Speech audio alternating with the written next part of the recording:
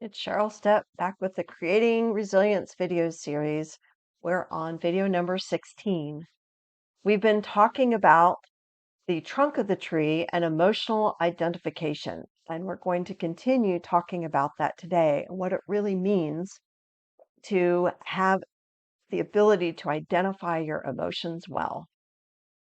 When we're building emotional identification skills, what we're going to do is we're going to talk about just actually naming those feelings and noticing the intensity of those feelings because some feelings are mild and some are stronger. And the first thing we want to do, we've talked about before, is name it to tame it. Make sure you use the sentence stem I feel and the emotion, but you also want to help other people do that. You want to be able to help people understand more than just the basic emotions. But if you have a child at home, you want to start with some basic emotions. You want to start with, what does it feel like to be happy? What does it feel like to be sad? How about angry? How about scared? We know that these are the four basic emotions that most people know and understand. In fact, there was research done by Brene Brown where she asked thousands, tens of thousands of adults to name emotions they had felt over the previous year. And the average adult only named four emotions. So adults need to learn more names for emotions and what they all mean. But I would say if you're really diving into this, one of the emotions that you really want to explore, especially with children, is the emotion of calm. Because we tell people to calm and we ask them to calm down, which is an order, not a connection. But when we do that, sometimes people don't even know what that feels like. So we really want to be able to identify lots of different types of emotions. One of the ways that we can do this is talk about what do different faces do when you have different feelings, just recognizing the facial description. In the previous video, I talked about research where people that are raised with a lot of adversity misread facial cues. So it's really important to think about that. Maybe you need more help with that as far as what do different faces mean with different emotions. But definitely if you have a child, that's a good thing to work on. Another thing is just being able to think about different circumstances that might make you feel different things that your body does in different circumstances. So where do you feel mad? I feel mad usually in my stomach. My stomach gets really, really tight.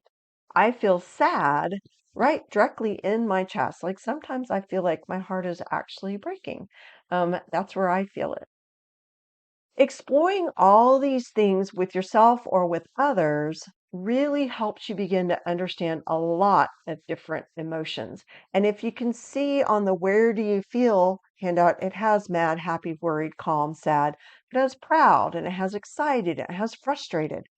So begin to build the vocabulary for other things. And there's a great way to do that because our feelings are not all the same size. Feelings come in different sizes. So you can be a little bit angry or you can be a lot angry. You can be a little happy or a lot happy.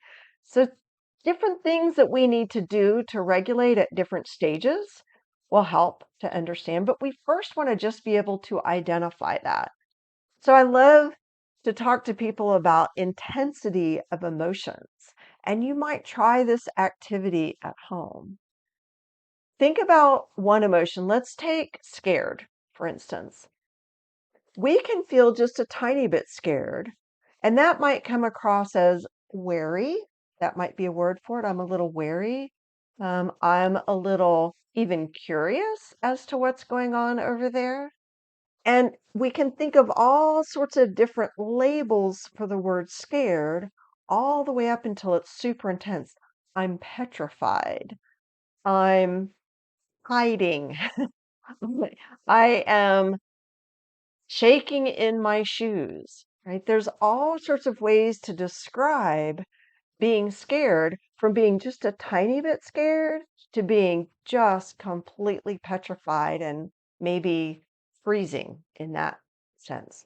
We have so many different words in our language for the same emotion, but that emotion is at different intensity levels.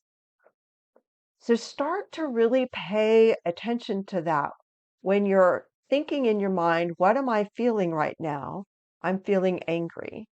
So are you feeling a little angry, medium angry, or a great big huge angry? And that's very important. Then try to learn different words for that same emotion. And that's actually going out there and learning different words. Brene Brown does have a really good book about different emotions, and it takes some basic emotions and expands them and contrasts them and compares them. It's just a wonderful book. So those sort of things, going even on the internet and putting in, words for feeling angry, and you'll get a bunch of different words. Just increasing your vocabulary and increasing the vocabulary for your children if you're helping them through this. That's what this is all about. It's also important to know that we don't have just one feeling at a time. We have lots of different feelings. This is a page out of the Dr. Seuss book, My Many Colored Days. If you have children, I would highly recommend buying that. It's just amazing. It combines thoughts and colors with different emotions. So the fish is feeling peaceful in a cool green stream, and the bees are yellow, busy, buzzy bees. And the flamingo, you can only see his legs here, feeling happy and dancing like a pink flamingo. But at the end of the book, it says, then comes a mixed up day, and wham, I don't know who or what I am. I think sometimes we feel like if I have more than one emotion at a time, it's not right, or one emotion masks other emotions. We can have multiple emotions in one situation. So, for example, if, say, something horrific happened, I got fired from my job, I might feel anger, I might feel fear and worry, anxiety, but I might feel relief. Maybe it was a really tough job and I wasn't sure I was doing a good job and people were yelling at me all the time. So you can have anger and relief and frustration all at once. It's important that people understand that, because you don't want to say, if I'm mad, I'm only mad. You can be mad, but you can also feel something else at the same time. Your reflection with this part of emotional identification, next time you feel that really intense emotion, is to try to identify what you would call that feeling if it was less intense. You can flip-flop that too. If you're feeling a little bit of worry, what would you feel like if you felt a lot of worry? Is there another word that you would use there? Start to notice the levels of intensity of your emotions. And then the action step is one that I've asked you to do before. Pause and notice your emotions, then name it to tame it and say, I feel frustrated. Or stop and say, I feel happy right now, or I feel excited. Do that for yourself. And if you're with children and family, do it out loud, and other people might start doing it too, so that they are naming and identifying their emotions as well. Thank you for continuing on this journey with me.